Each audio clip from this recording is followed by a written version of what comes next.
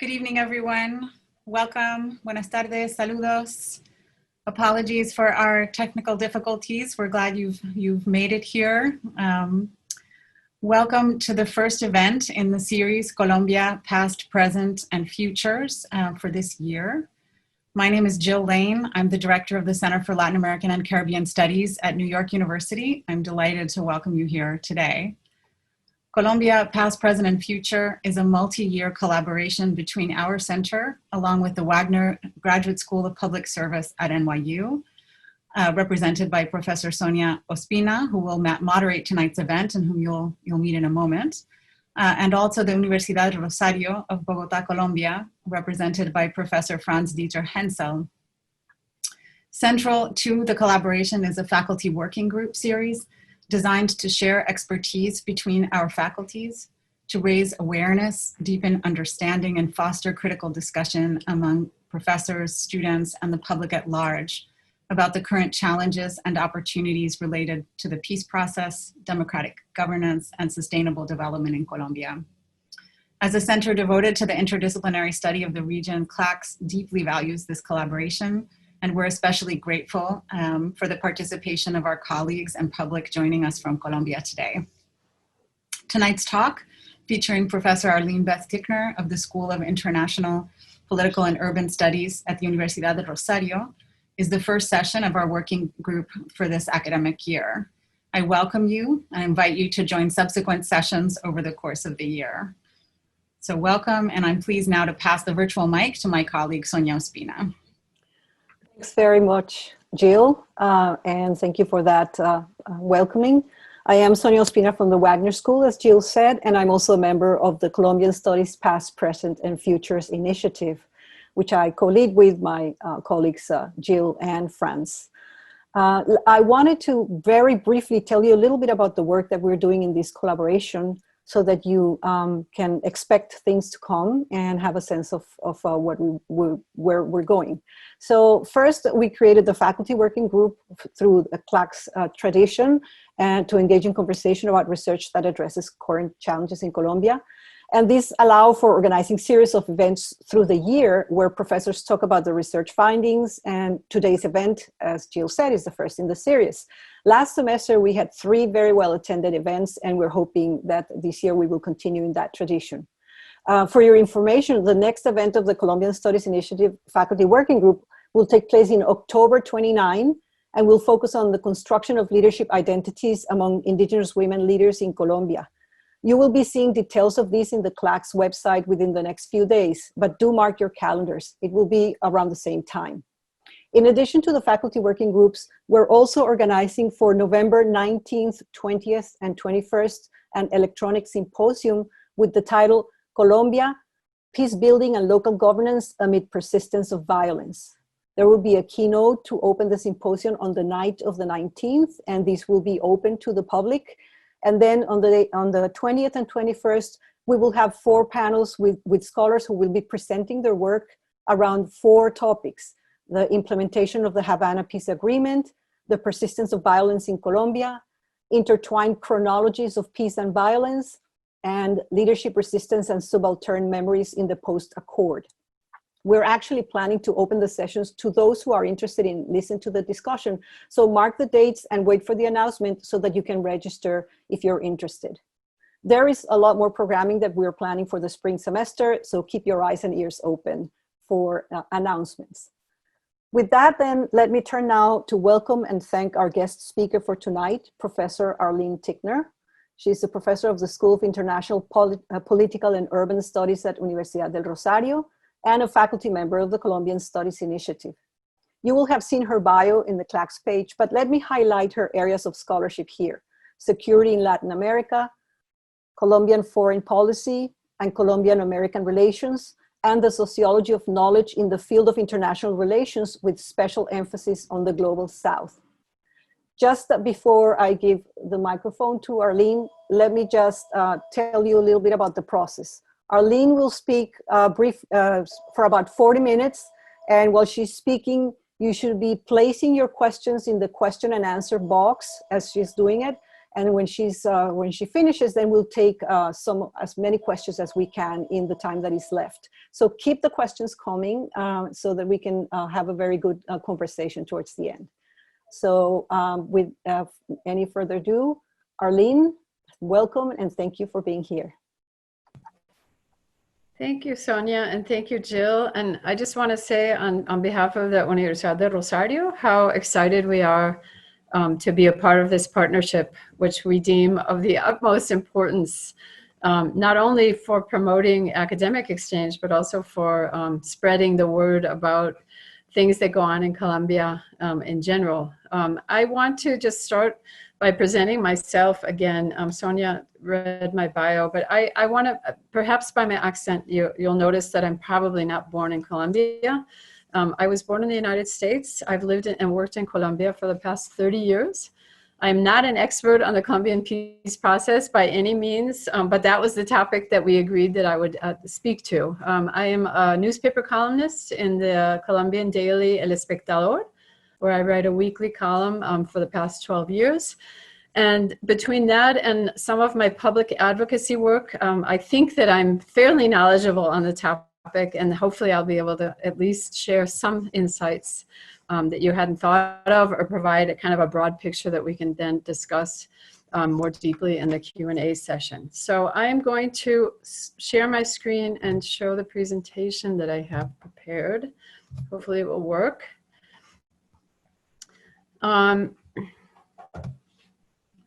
This is the lovely poster that was put together for the event.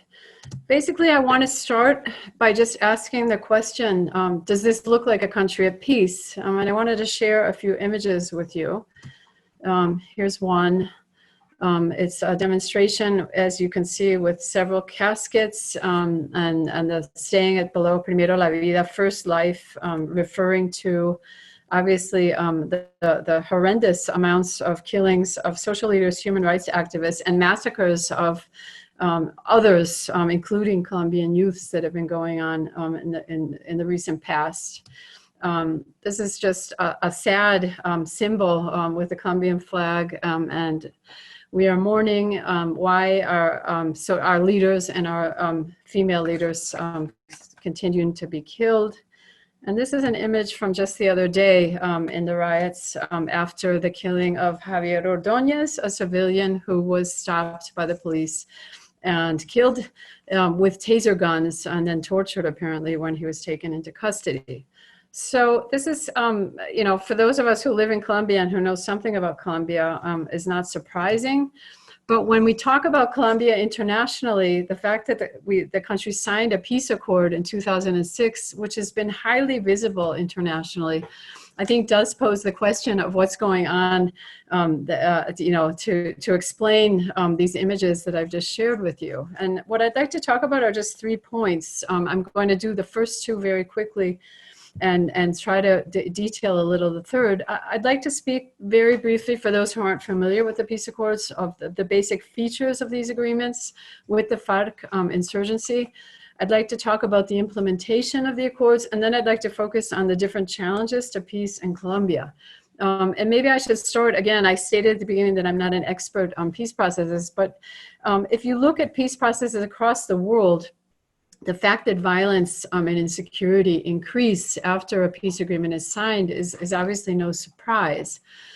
This happens basically in every country in which agreements have been reached between governments and insurgent groups. But I'd like to suggest that in the Colombian case, there's a number of factors that have made the transition to peace much more complicated than we've seen in other contexts. And those are the types of challenges that I'd like to address at the very end, well, not the end, for basically the half of my talk.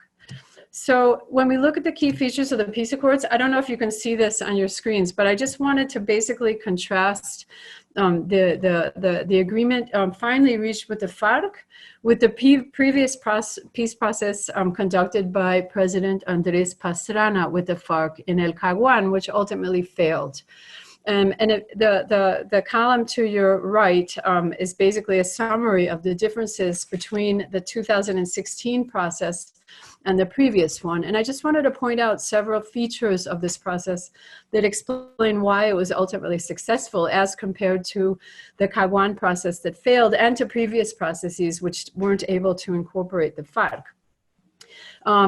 Basically, the goal of this agreement, as compared to other ones, was simply to put an end to the armed conflict, whereas previous processes were basically open to, reconstituting the state and providing profound political, economic, and social reform. And so the fact that this process focused on a specific and achievable agenda helps to explain its differences and ultimately its success.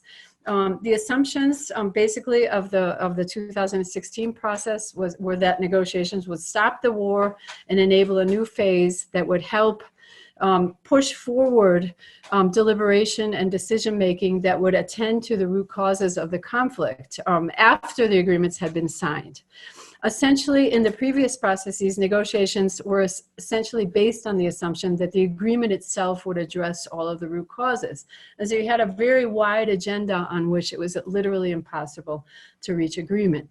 Although it's not on this comparison, international actors were fundamental in the successful process, whereas in the previous processes, international actors had very little, if any, participation at all.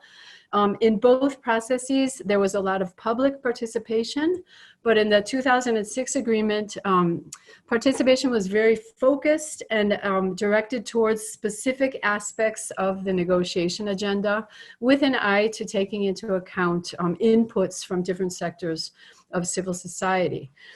In the case of the successful process, both the role of victims and the role of women was fundamental.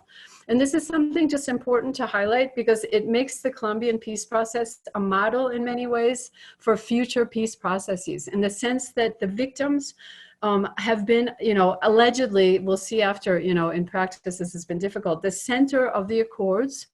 And the gender subcommission participated throughout the deliberations so that gender was a transversal aspect of the accords. This, to my understanding, is quite novel in comparison to other peace processes that have taken place in the world.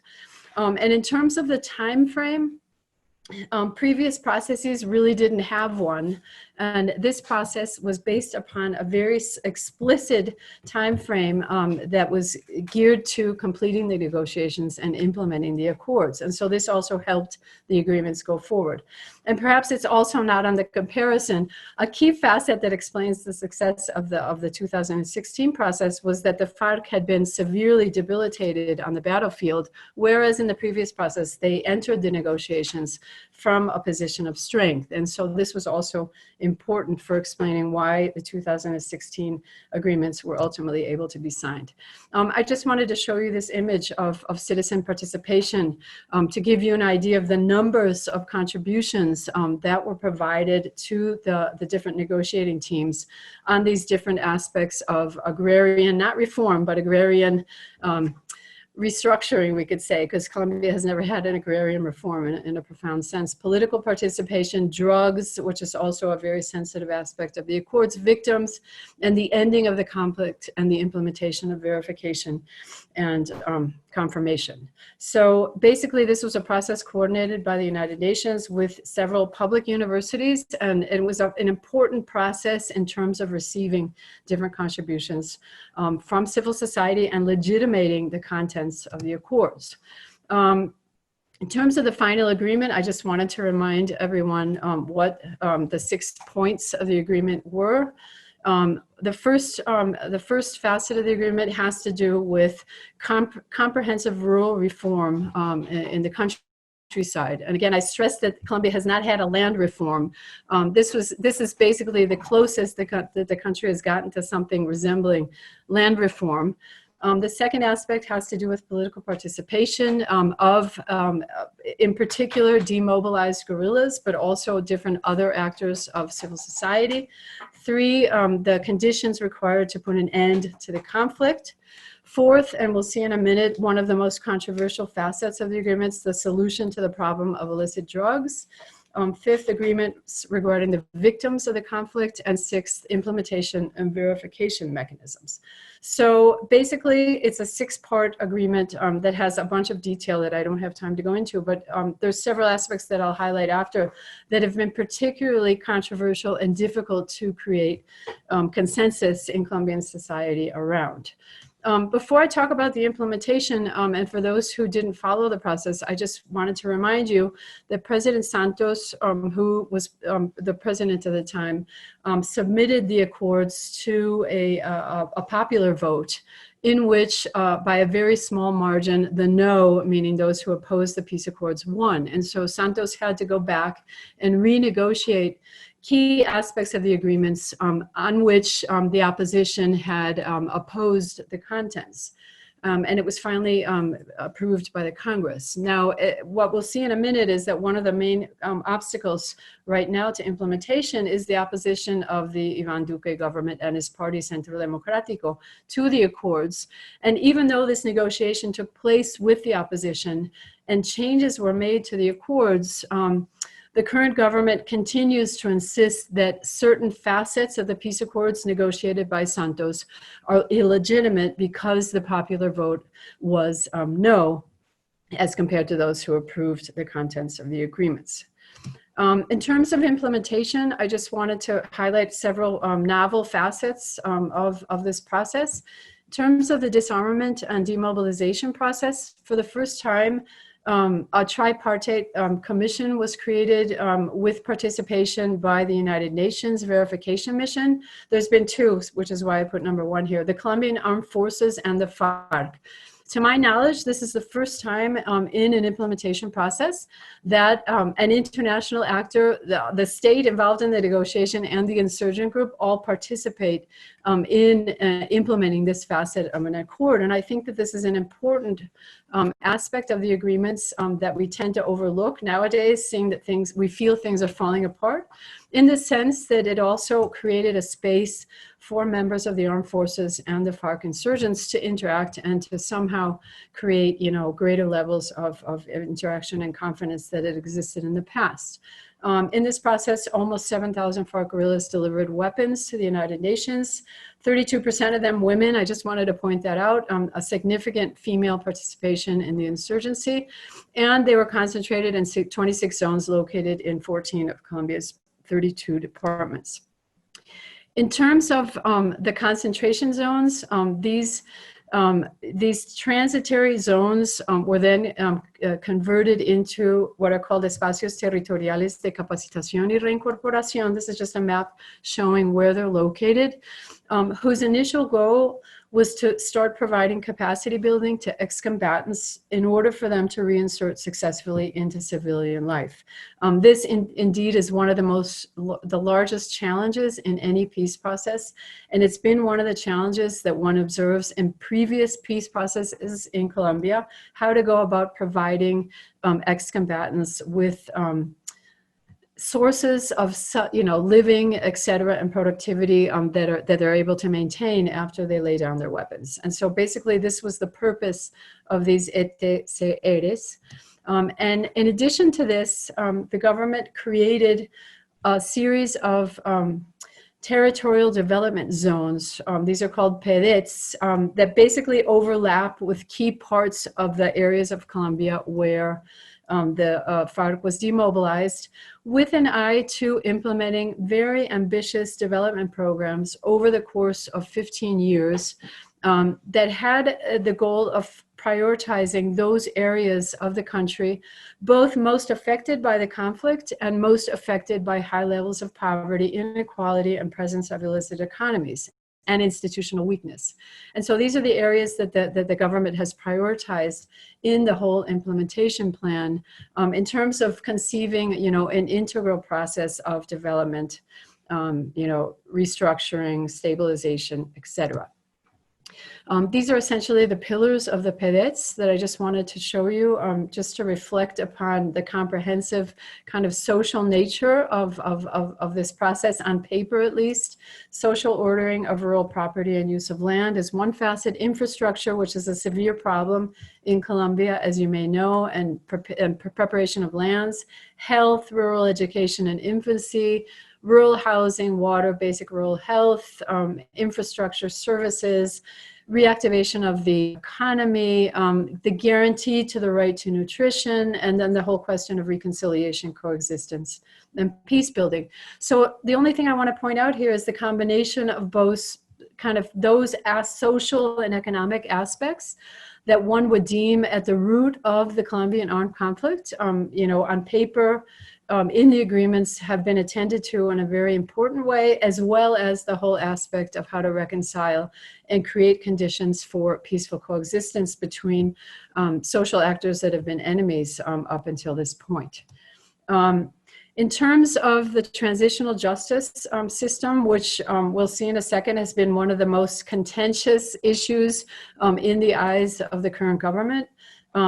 Internationally, the system created through the peace agreements in Colombia is considered one of the most sophisticated and forward-looking systems that has existed in all of the peace processes that have taken place across the world. I just wanted to point that out. And it consists of a different legal and extra-legal mechanisms to satisfy both rights of victims and to guarantee the legal security of those who provide testimony and contribute to reconciliation and non-repetition and the transition to peace. It's comprised of 5 aspects. The most contentious by far is the special peace jurisdiction, HEP, which the government has repeatedly confronted and opposed. And this is essentially one of the key problems in implementation that we'll turn to in a moment. And so I'm going to talk about the challenges now, and if there's anything that you want to talk about in terms of implementation after, we can. I'm going to talk about 4 or 5 different challenges that I see existing to peace in Colombia. And as I said at the beginning, all peace processes confront similar problems in terms of violence and insecurity that tends to rise after a peace agreement is signed.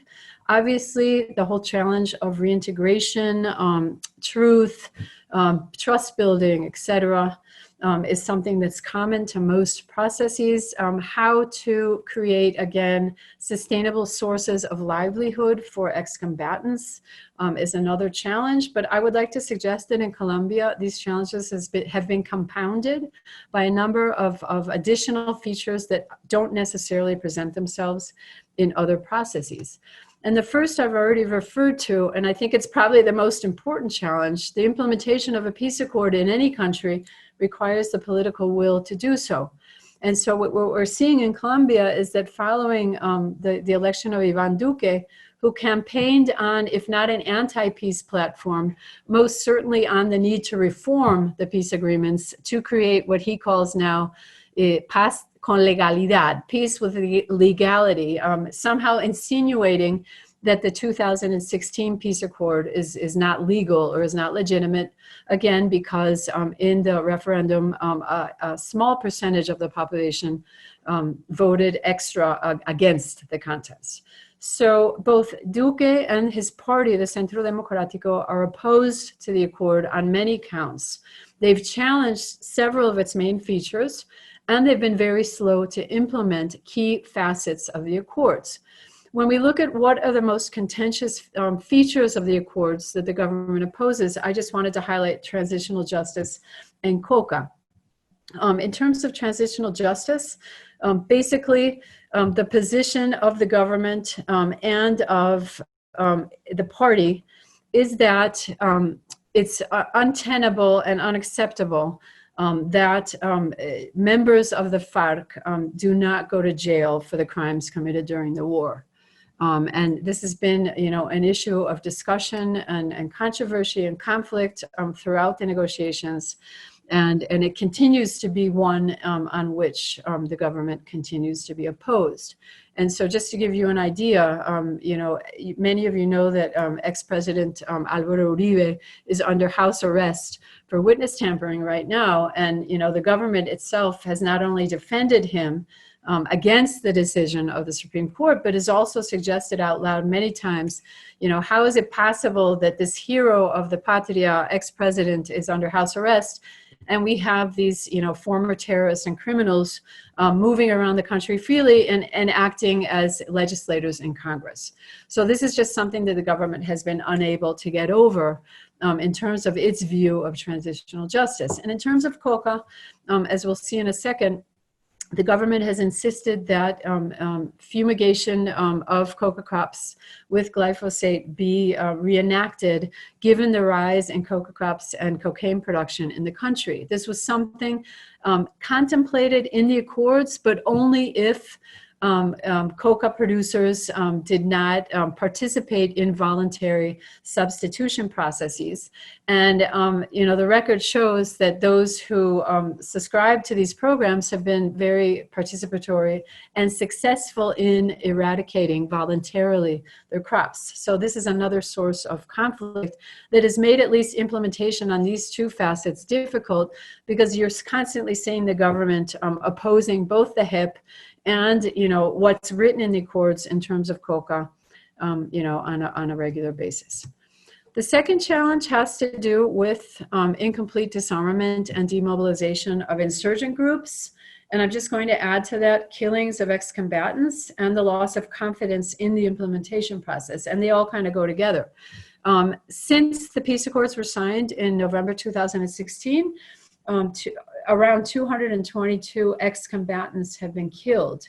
And this is an alarming figure when you think about it, given the provisions in the accords that obviously ex-combatants have to be defended, their security provided for, you know, by any means possible. And so there's been essentially a systematic killing of ex-combatants since the accords were signed. And this, combined with, you know, the perception that the government has not complied with many of the commitments made to the FARC in terms of implementation, has led to a growing loss of confidence in the process itself. The fact that the government is opposed to the process obviously does not send a very strong signal that gives confidence to ex-combatants that it's actually, you know, acting on goodwill in terms of implementing. And there's been incomplete disarmament and demobilization of insurgent groups. And so I just wanted to show you what I'm talking about here. This is just a map that I'm not going to talk about, done by my colleagues at Insight Crime, who we work with on an observatory on organized crime at the Rosario as well. It essentially just maps out FARC dissidents and desertions. And the only thing I want to say is that there's a number of members of the guerrillas who did not participate in the process, but there's also been desertions since the process began, given the lack of confidence and the desencanto that, you know, the slow implementation has produced. Something that many of you are aware of is that also key members of the FARC leadership defected from the process. And here's a photo of several, but, you know, there's Ivan Marquez and Jesus Santrich, two of, you know, the key leaders of the organization that were active in the process and that decided to defect based upon the argument that the government was not implementing the agreements in good faith. And so now we have an important faction of the organization that has taken up arms again. And so to what extent this complicates the peace process, obviously, you know, is something that one should consider. On the other hand, there's a remaining insurgent organization, ELN, with which negotiations have failed. And so when the FARC demobilized, much of the space and the vacuum that it left was filled by the ELN, other spaces filled by organized criminal organizations. But actually the process with the FARC and the failed process with this organization has lent itself to a strengthening of the ELN in the national territory. And this is just another map done by my colleagues at Insight Crime that illustrates a little where ELN is located. And as you probably know, one of the main concerns nowadays is that the ELN is operative not only in Colombia, but also increasingly in Venezuela, contributing to tensions between the Colombian government and the Venezuelan government. The third challenge has to do with the growth in production of coca and cocaine, along with illegal mining, which I'm not going to talk about, as well as organized criminal groups or ex-paramilitaries. There's a lot of discussion in Colombia as to whether we're seeing a resurgence of paramilitary groups that were also demobilized during a peace process negotiated by the Uribe government, or if these are simply organized criminal groups. I think that it's a mix of the two, as it's always been. Paramilitarism in Colombia is largely a byproduct of organized crime related to drug trafficking. And so it basically depends upon the group we're talking about, but it's a mix of, purely criminal groups and paramilitaries that have now become also increasingly operative given the power vacuums left by the FARC following the organization's demobilization. And so here I just wanted to show you several graphs to illustrate the size of the problem. Basically, in 2012, 2013, the red line is Peru, the blue line is Bolivia, and the green one's Colombia. Coca crops in Colombia started increasing exponentially. Basically, by 2017, Colombia produced more or less 70% of all the coca crops in the Andean region and reached levels higher than those that the country had experienced in the early 2000s when Plan Colombia, funded by the United States, began. The government in power currently of Iván Duque insists that this is a result of the Santos government stopping fumigation of crops, but the stopping of the fumigations began much later, basically 2017, I think, 2016. And so basically we're talking about a curve that begins much earlier. We could talk a lot about the failed strategy of cocaine eradication and the war on drugs, if you want in the Q&A, but essentially what this graph shows is that after Colombia had been, a loyal applicant of the U.S. view of the war on drugs, the problem exploded once again, even though the country was doing much of what the U.S. demanded on this front. But the point is that this created a huge problem in Colombia once again in terms of coca and cocaine and in terms of providing fodder for organized criminal groups.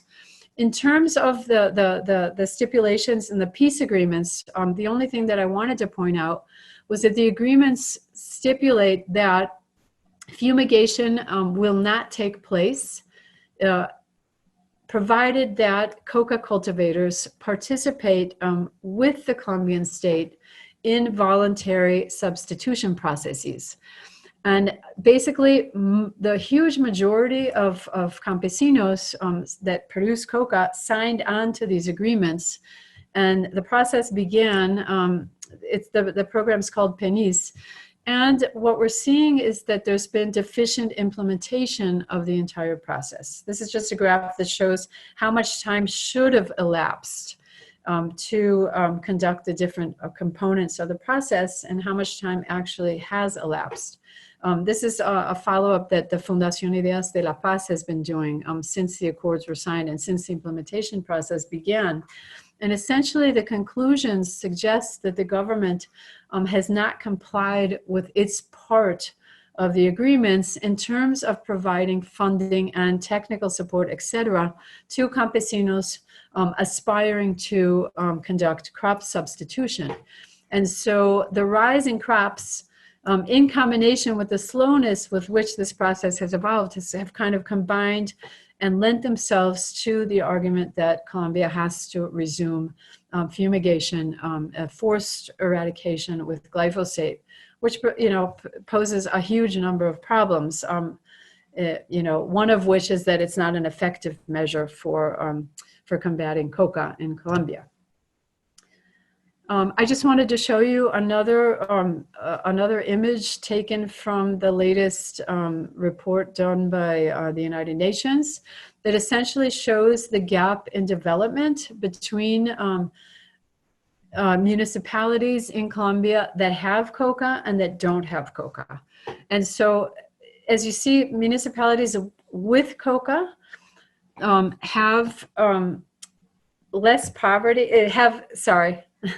have more poverty, have higher levels of, I don't know how to say analfabetismo in English, if you can believe it, illiteracy, and have much less coverage of sewage services than municipalities without coca.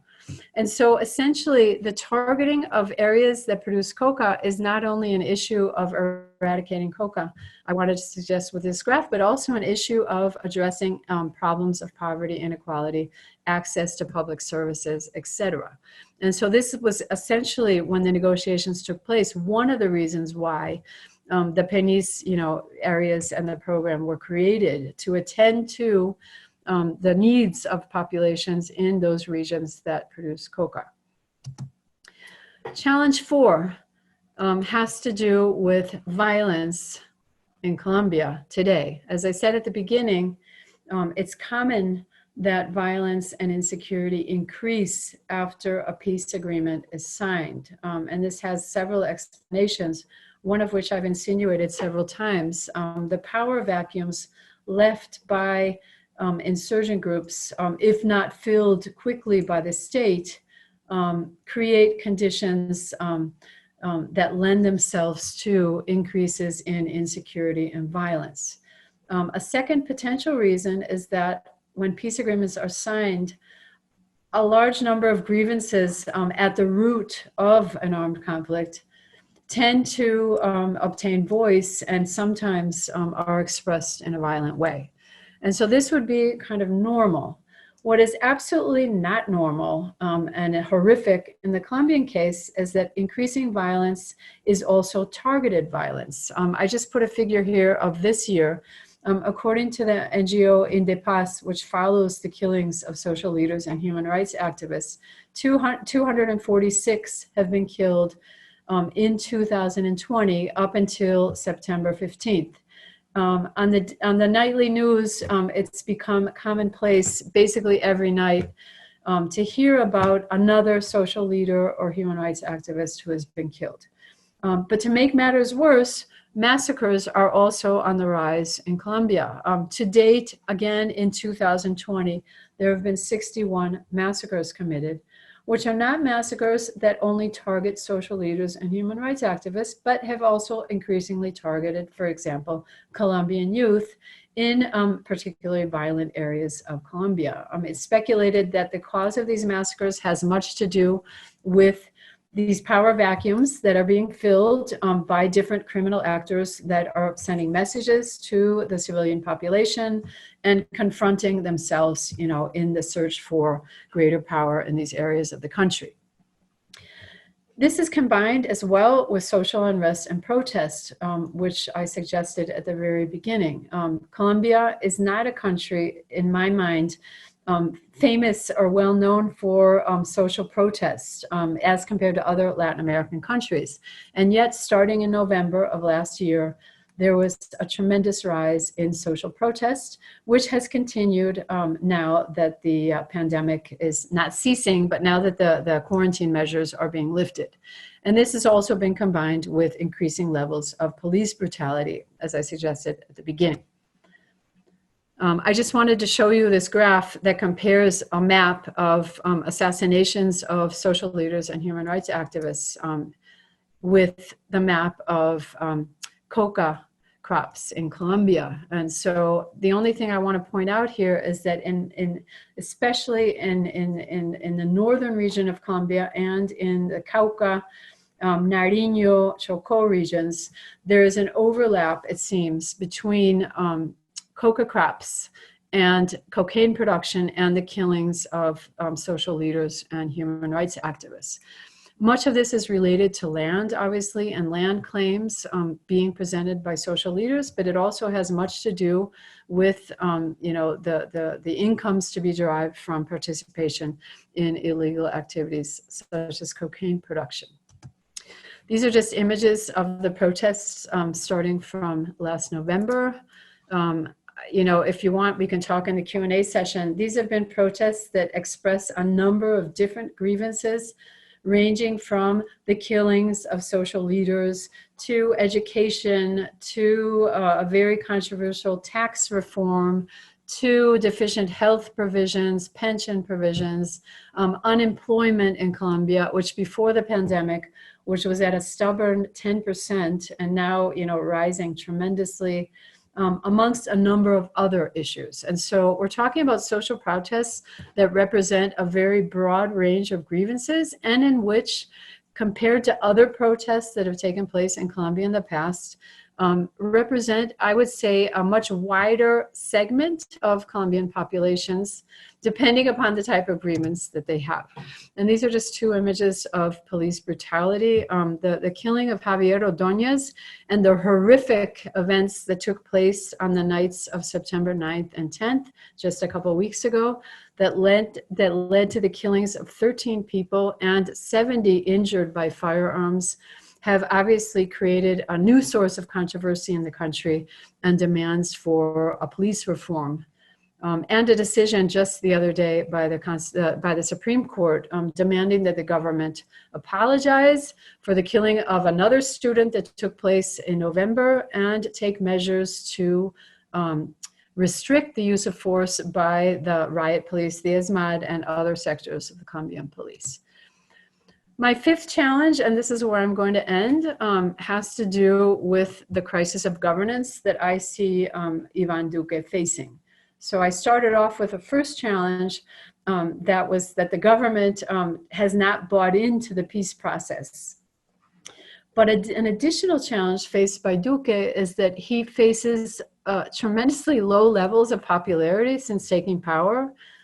Many have said that his youth, his lack of experience, his lack of authority, have fed into a crisis of governance that has made it very difficult for him to act as president. He lacks a governing coalition in the Congress as well, making it very difficult to pass legislation on key matters, among other obstacles to his governance. But an additional facet that has hindered his governance is ex-president Álvaro Uribe. This is just a cover. I don't know if it's, I don't know where I took it from. Maybe The Economist. Can Colombia's president Iván Duque find his feet? We call him, or many people, I don't, but many people call him su presidente, essentially with the idea that he was elected by Álvaro Uribe. He has acted under the shadow of Álvaro Uribe.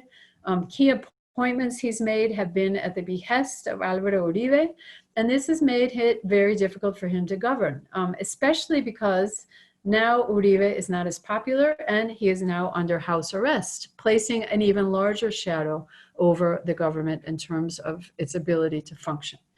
And so this is basically what I wanted to end on. We could talk also about the tremendous challenges posed to Colombia and the rest of Latin America by the pandemic. We're talking about setbacks in terms of social progress, inequality, poverty, employment, healthcare, et cetera, of up to 30 years. And so if in addition to everything else that I've suggested, Colombia also now faces, as the rest of the world in the region does, the challenges that the post-COVID-19 era will present, we're talking about a very complex mixture of conditions that will make it very hard to imagine a country in peace anytime soon, unfortunately. And so I'll end on that and be happy to talk about whatever questions you'd like to pose. Thank you, Arlene, for very, very interesting and not so optimistic or reality that we're facing there. So the challenges that you pose are all very interesting and seem very connected to one another. I have a question here about whether there are any formal processes of dialogue or deliberation across polarized, across people with polarized views that have been formally developed through the implementation process or before the implementation process in terms of preparing the country for that, because it does seem like there is more polarization in the country than before, and then the question is the extent to which there is some mechanism to address that as part of the implementation process. Do you want? Should we answer one by one? How do you? Yeah. How do you? Yeah. No, let's do one at a time. Okay. There's formal aspects and there's informal aspects. Many years before the negotiations began, efforts had been made both domestic and with international accompaniment to bring together different sectors of Colombian society, many times on opposite ends of the ideological spectrum, to start talking about these issues and at least grow accustomed to speaking to actors that were considered enemies. So I just want to give one example.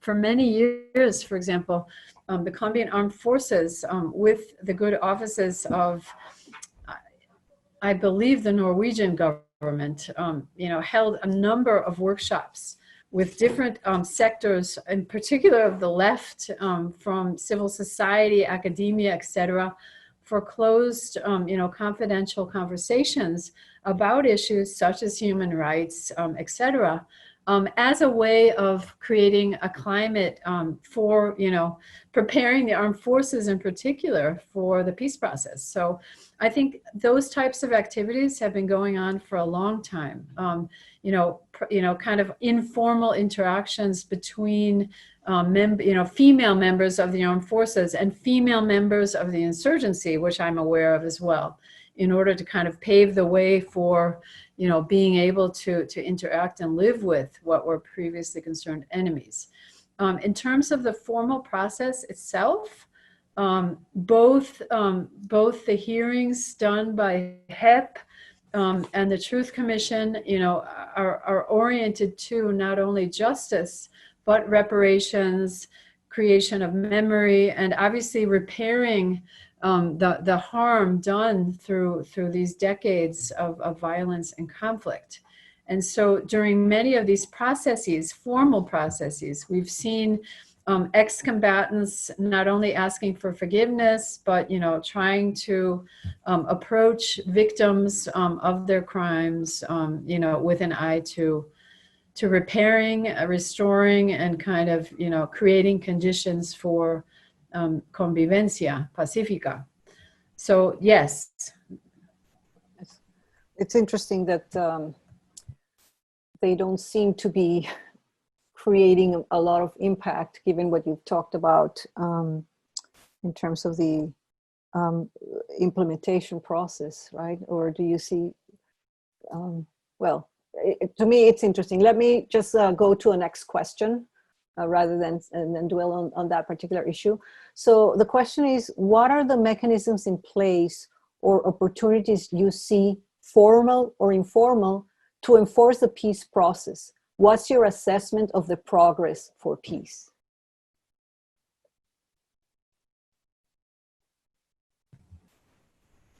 As I said at the beginning,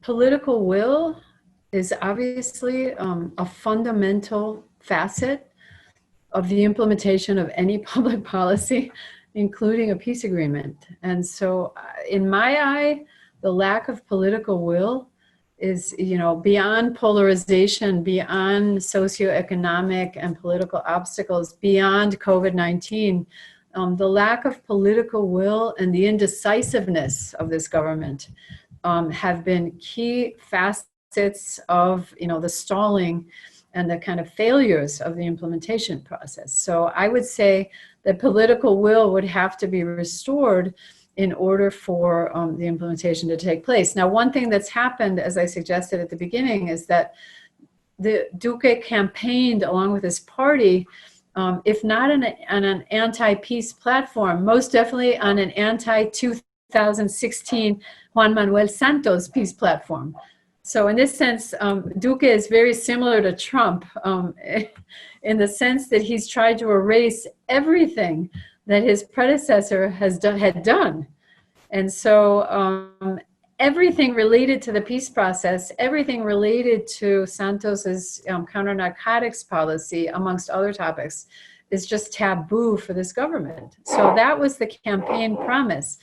And the problem is that Duque's proposal for peace with legality obviously hasn't replaced this agreement, which he has to implement. This is a state policy that was also registered internationally. So this is also creating difficulties. I would say that if he would just kind of buckle up and start, implementing as he should, things would move ahead more smoothly. The international community as well has played a key role in reminding the government of its obligations, both to the Colombian population and ex-combatants and the world in terms of implementing the accords. And so I see international pressure also a very important aspect. Something that was lost, obviously, when Trump came to power, was U.S. support, pressure the United States has never placed on the Colombian state to implement peace, but pressure to respect human rights, pressure to abide by its promises, yes. And so, the fact that Trump has not done that has also been, something that's hindered more movement, given the closeness of the relationship of Colombia to the United States. Yeah, that's interesting. I wonder if there is any consequence for this presidency of not following the demands that he should be following. Is there any accountability mechanisms that if he doesn't do it, or if the implementation process doesn't follow a particular pace, something, there will be legal consequences for the government? Or that does not? No. I would say the consequences are more related to legitimacy, both domestic and international.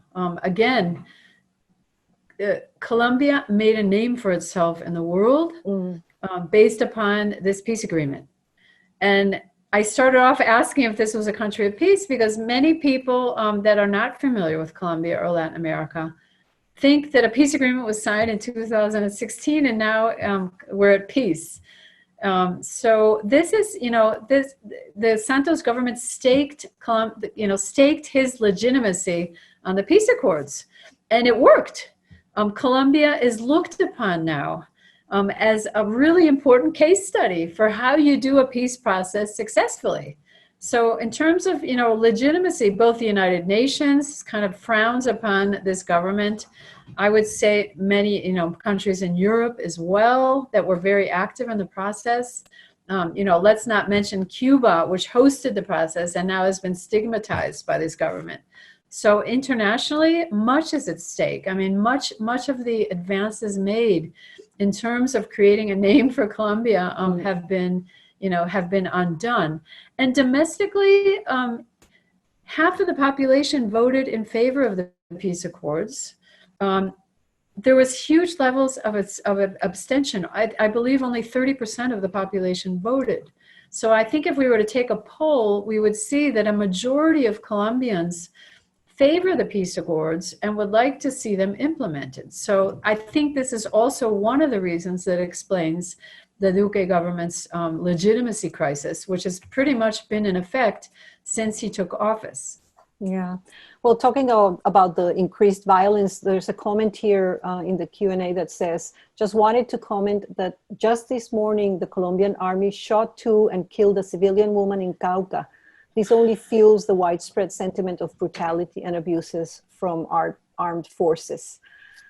I don't know if you want to comment on that, or we could go to the next question, but it is very much... I do want to comment.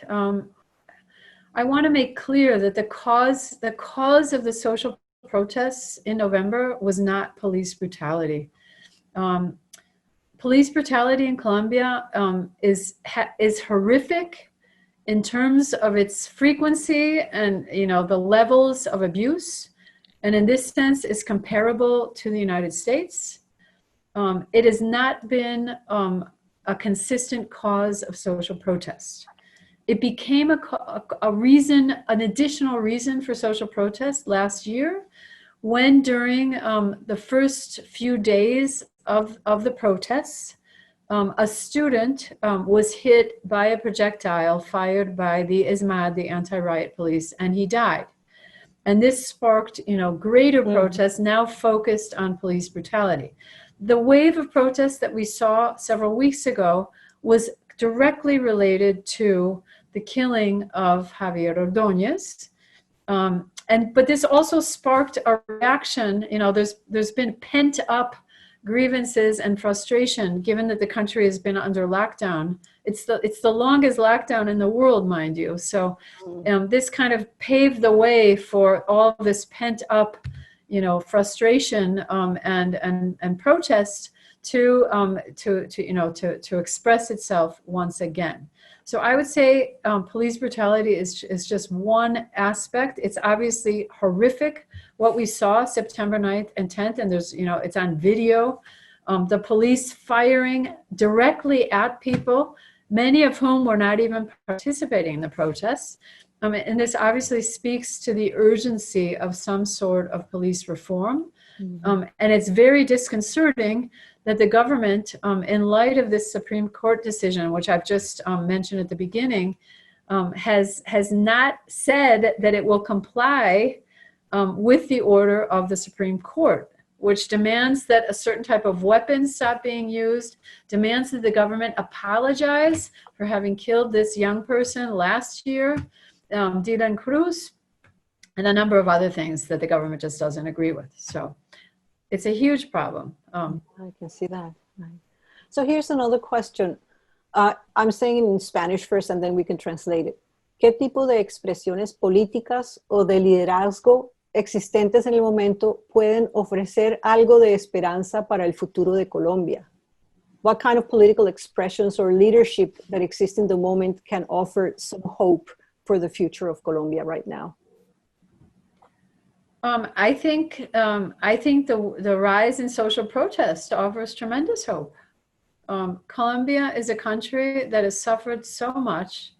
It is one of the most unequal countries in Latin America, which is the most unequal region in the world. And it doesn't have a long-standing tradition of widespread social protest as compared to other countries of Latin America. And so I see this wave of protests being led largely by Colombian youth as a source of hope. I believe that it is not only a democratic right, but a democratic need in the current context for different sectors of society to speak out and place demands on the state that are not being satisfied. So I see this as a source of hope. Within the Congress, the Colombian left, which has never been able to get its act together in terms of creating some form of unified front, we now have a statute of the opposition operating in Congress. And I believe that this has allowed for not only the left, but other sectors of what would now be considered the opposition to the Duque government to organize and to act in a more serious manner in terms of legislating. Now, this is not a blanket statement that applies to everyone, because the Congress is, deemed by many to be illegitimate and unpopular.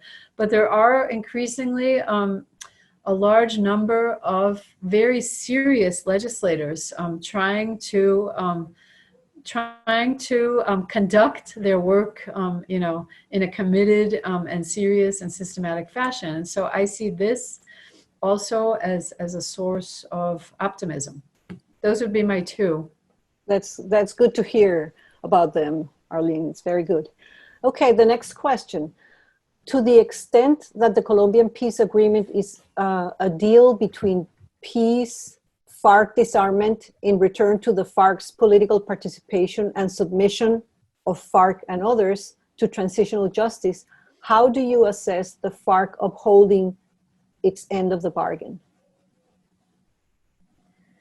I think, all right, I'm going to say something that might sound controversial, but but it might not sound controversial to those who are listening. I think when you look at the contents of the agreements, you could argue that the FARC conceded much more than the Colombian state and much more than the Colombian armed forces.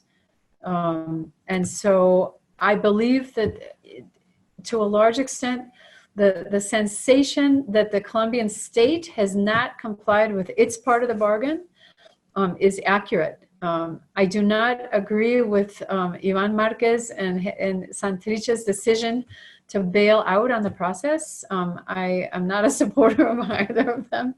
But when they stated that the reason for doing so, which is probably not, wasn't true, but they stated that the reason that they were leaving the process was that the government had not complied with its part of the bargain. That's true. One of the agreements was that no FARC members will be extradited to the United States. If you recall, Uribe extradited at night. He pulled out all of the paramilitary leaders that were in prison and surprisingly extradited them all to the United States. And now several of them are starting to come back.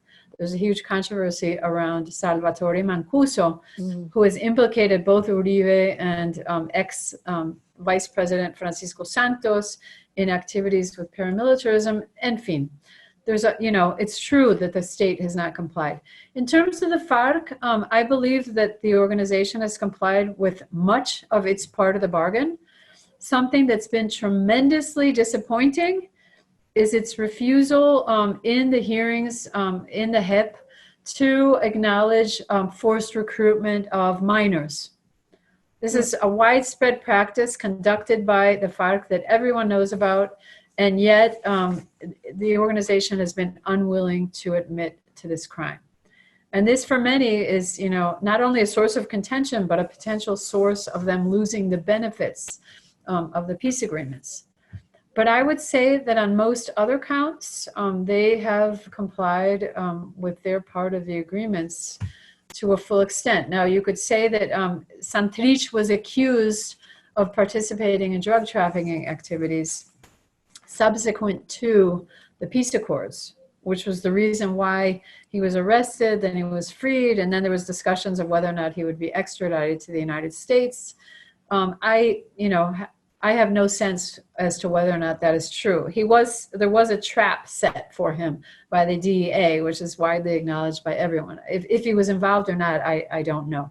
But I think one could say that involvement in those types of activities has ceased completely on the part of those that bought into the peace process. So that would be the other thing that one might criticize, but I don't see those members that have, maintained themselves in the process participating in those types of illegal activities either. Yeah. Okay, the next question. Do you see structural racism as one of these issues to implementation? You mentioned coca, and I think it is pressing to note that this is a culturally significant plant to indigenous people in territories like Cauca. Glyphosate fumigation harms these communities because of how toxic it is. For me, it is apparent that those affected by the violence in Colombia are disproportionately indigenous and Afro-descendant. That's a very important question. I guess I would have to say yes. It's hard. So I will step back for 1 second. I've thought a lot about issues of structural racism in the case of the United States, given what is going on there most recently. In my field, international relations, there is a huge debate taking place on the racist roots of the field, and the blindness of the field to structural racism, which by far is one of the key facets of global affairs, a key axis of global relations. I was just in an event yesterday organized by the New School on this topic. In the case of Colombia, I think it would be fair to say, as I think it would be fair to say in all the world, that structural racism is obviously at play at some level in practices of violence and potentially in approaches to problems such as coca cultivation. How it plays out in relation to coca, I am not sure. The question mentions, the ancestral use of coca and the fact that these are indigenous communities. I guess one could make the argument that, the repressive nature of policies towards drugs have something to do with structural racism, as they do in punitive policies in the United States. I wouldn't know how to make that relationship, but most definitely, the question suggests, violence, it disproportionately affects both indigenous and Afro-descendant communities in Colombia. And this is something that has been underexplored in academia in Colombia and in Latin America, and for the most part, I would say, with the exception of fields perhaps such as sociology or anthropology. And yeah, it's a key aspect of the problem. I wouldn't know what else to say. I apologize to whoever asked the question if I didn't respond adequately. I think you're making suggestive points, and I'm intrigued about the fact that this is an underexplored area. There's a lot of room there to develop good research about it. I appreciate that. All right, here's the next question. As a follow-up to that question, I'm not sure what that question is there potential for the current social unrest to push the Duque government? Or is that not part of the motivation forces for social unrest? Or is that not part of the motivating forces for social unrest? To push? A push, right. So is the current unrest, is there potential? By push, do we mean push out of power or push to do things that would be good for the country? Well, think about any of those. I mean, it's basically put pressure on him, I would say. Yes, most definitely. And I have to confess that when the protests were at their peak last year, many of us really didn't think that the government was going to last. Duque's popularity levels have kind of, they've oscillated around 35%. During the pandemic, they grew a little bit. It's kind of what we call the rally around the flag effect. In the midst of a crisis, you support your leader. And the fact that he, had an hour-long show, I believe he still does, on primetime television to talk about the situation didn't hurt. He invested millions of dollars in increasing his popularity. But he has, since taking power, had systematically low levels of popularity and approval. So when the protests erupted, and given his weakness too, many people speculated that he might not last. He's only been in power for 2 years and things just are not going well. So if that's the intention of the protests, I have no idea. There is no doubt whatsoever that at the root of the protests are demands that the protesters are placing on the Colombian government. And the government has been slow to act on them, slow to acknowledge its responsibility towards many of them, and very unsuccessful in deactivating these myriad sources of social, economic, political discontent. And so following the protests in November, the response of the government was to offer a national conversation, which was essentially a monologue of the government inviting different groups to listen to it talk about different topics on the agenda of the protests. In retrospect, I would say most, if not all, of those who have participated have found this a totally futile exercise because the conversation is essentially one-sided. This government has been reluctant or incapable to listen and to acknowledge its shortcomings and responsibilities.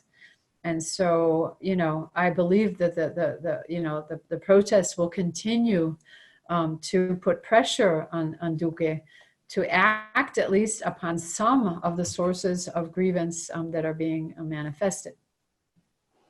Yeah, and those grievances seem to be very much connected to the lack of good policy from his government, right?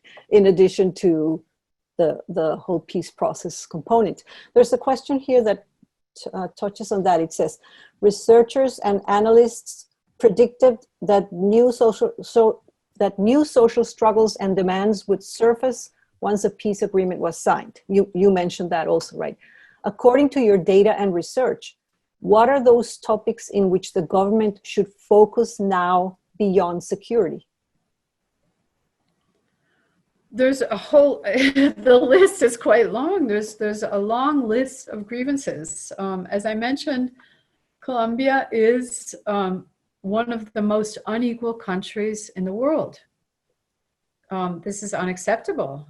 Peace is impossible if you don't redress, at least to a certain extent, sources of inequality. There's tremendous problems in the educational system. Much attention has been placed on, primary education. The protests have been, have reflected to a large degree problems at the level of higher education. And little has been done, for instance, to fund and to increase support for public universities in Colombia. Pensions in Colombia, a tremendously low percentage of the Colombian population will ever enjoy a pension, even of a minimum wage. And so there's huge discussions taking place about the need for pension reform. And the health system, there were improvements in the past government of Santos, but also part of the protests have to do with deficient access to health. These are the types of issues that one would deem fundamental because they go hand in hand with successful construction of peace in a country such as Colombia. And obviously, I guess security also involves, the killings of social leaders and human rights activists and the massacres. So, that tops the list simply because not only has insecurity increased, but indeed, social leaders are being killed at horrific rates precisely because of their commitments to the peace process. And this is absolutely unacceptable. But those are kind of the issues that I would mention. The environment is another issue that is on the table in terms of the protests.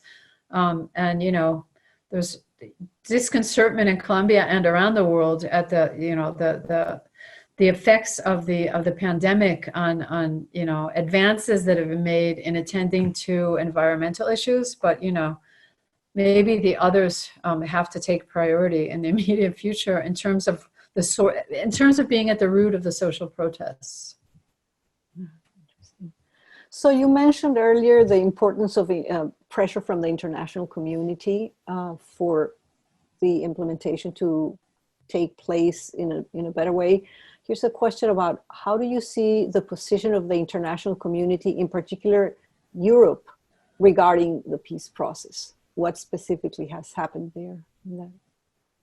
The European Union has been a staunch supporter of the peace accords and has reiterated during the course of the past 2 years not only its support for the process, but also the demand that the process has to go forward.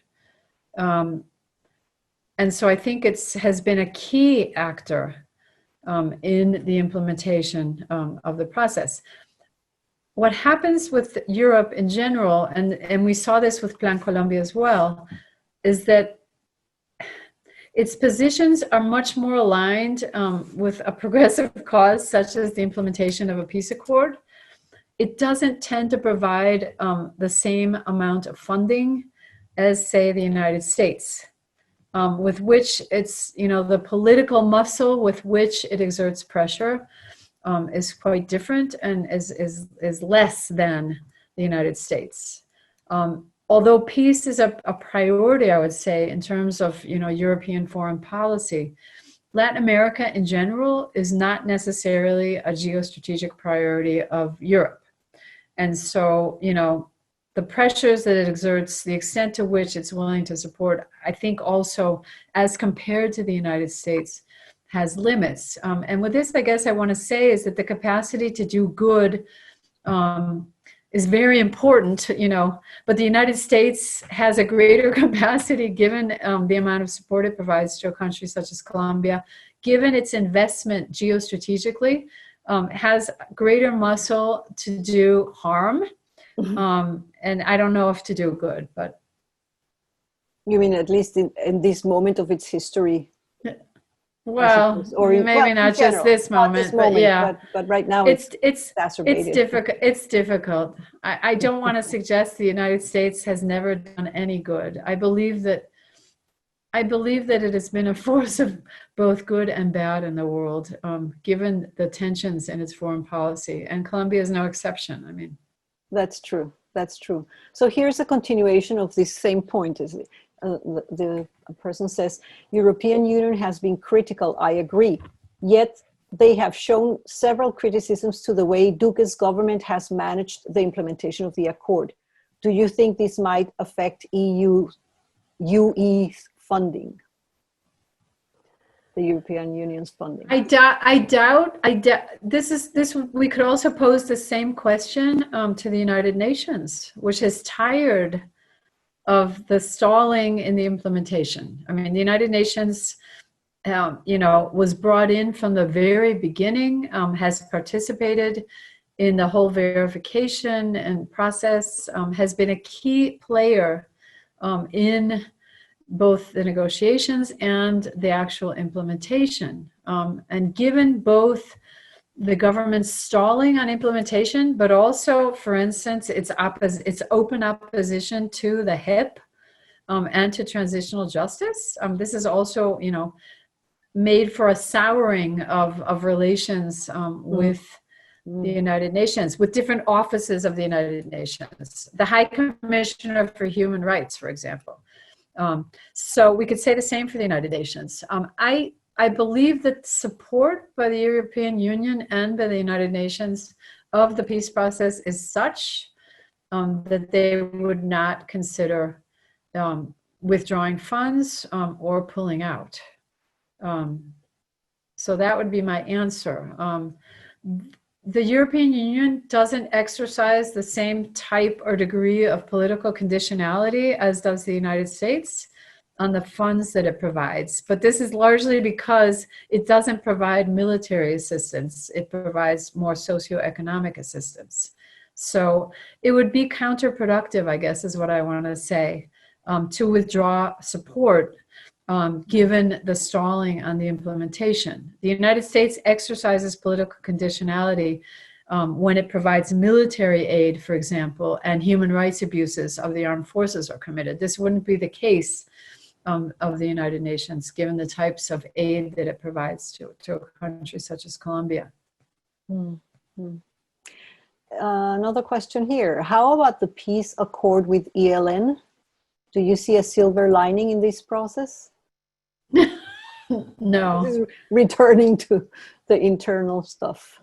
No. I think for the time being, during this government, however much it would have liked to have negotiated, and just to remind you, the Uribe government also tried to negotiate with the FARC, but the FARC, demonstrated no interest whatsoever. So I think that's part of this current government's frustration, was that Santos was able to get away with it and win a Nobel Prize, and not Uribe. I doubt that the conditions will exist for a negotiation during the next 2 years, unfortunately. And I think one of the reasons why this is the case is, you know, the increasing involvement of the ELN in Venezuela. Not just its expansion and empowerment and involvement, for example, in, you know, illegal activities in Colombia. It is increasingly entrenched in Venezuela. And so the conflict with Venezuela is compounded even further by the fact that the ELN is there as well. And something, you know, unimaginable would have to happen for conditions to be ripe for a negotiation. For example, what would happen if, you know, by some miracle, a political transition were to take place in Venezuela?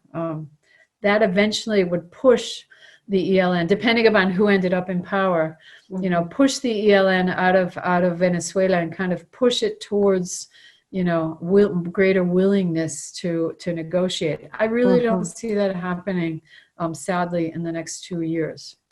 I think tarde o temprano, there is going to be a negotiation, obviously. I just don't know that it's going to happen under this government. Probably will have to. Yeah, wait. So I have a question that feels like a end question. So I want to pause for a second and ask if there are other people who have additional questions that they would like to ask before I finish with the one that seems to me a little bit more concluding type question. So let me just wait for a moment, see if there are others. I think we're kind of like getting close to 7:30. But just, okay, so I will go back to this question. And the question is, what is Professor Tickner's prediction about the future of peace in Colombia in the light of the 5 challenges highlighted?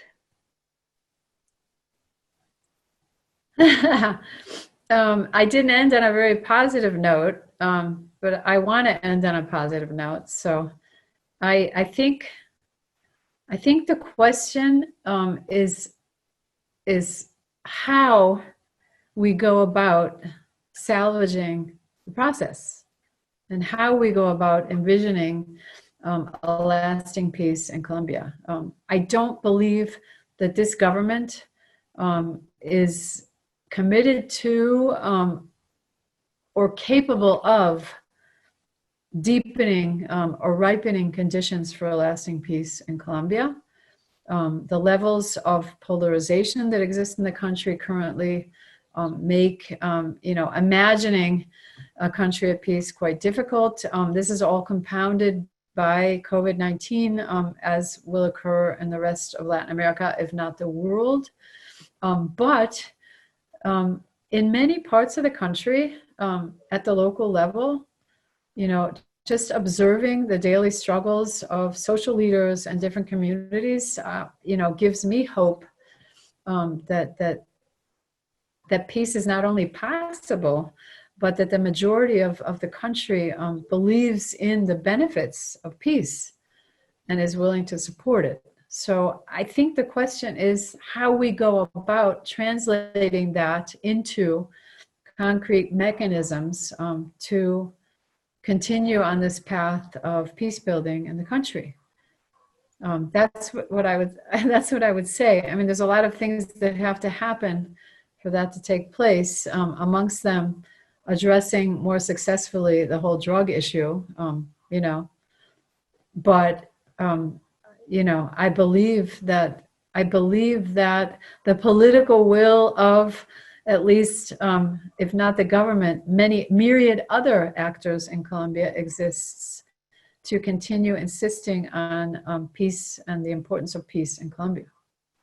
So to some extent, it's a matter of trying to figure out how to nurture more that larger leadership from the bottom up and see whether that can help push some of the demands and generate some more energy that's more constructive, more towards more pro-peace as opposed to just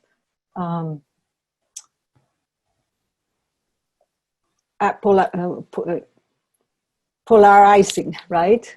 Right, because you know the polarization. You know, there's a lot of energy around the polarization. But if Colombia could figure out ways in which the people who are really focusing on the peace, the aspiration for peace, and find ways to bring those voices up, perhaps something could be done.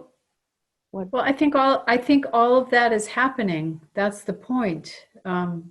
We tend to pay attention, and in particular, the media tends to pay attention to, you know, to the more newsworthy, scandalous pieces of news. But I would say that for many years, and in particular since the agreements were signed in 2016, you know, peace building at the local level, you know, construction of memory, reparations, learning how to live together has been happening. And there's myriad examples of this that just don't get the same type of publicity as the polarization, as the police brutality, which needs attention, obviously, as other negatives. And so, you know, how to empower those processes is essentially the challenge, I would say. And in many ways, you know, we're seeing this with COVID-19. National states have been hard pressed to address this crisis too. And so what we're seeing is the importance not only of local expressions of the state, but also local actors. And as you said, working from the bottom up instead of the top down. And so I think there's lessons to be learned from many experiences taking place in Colombia in this sense. That's I think a great point to end with some hope for the future. So I want to thank you very much for a very, very interesting presentation and a great conversation that we've had here. And I want to remind people that we will have our next talk on October 29th at the same time. And we hope that you will return for these conversations that we're having. Thanks very much, Arlene, for your the information you've provided, and for all the people who sent their questions to make this an interesting conversation too. Thank you. Thank you. So with that, we will see you in a couple of weeks. Thanks everyone for your participation. Omar, Jill, is there any other announcement that you would like to make before we close? No, I just want to add my voice of thanks to you, Arlene, for a wonderful session. And again, like you, Sonia, to welcome everyone to participate with us in our ongoing events and collaboration around these events in Colombia. All right. Thanks very much, everyone, and have a good night. Chao, buenas noches.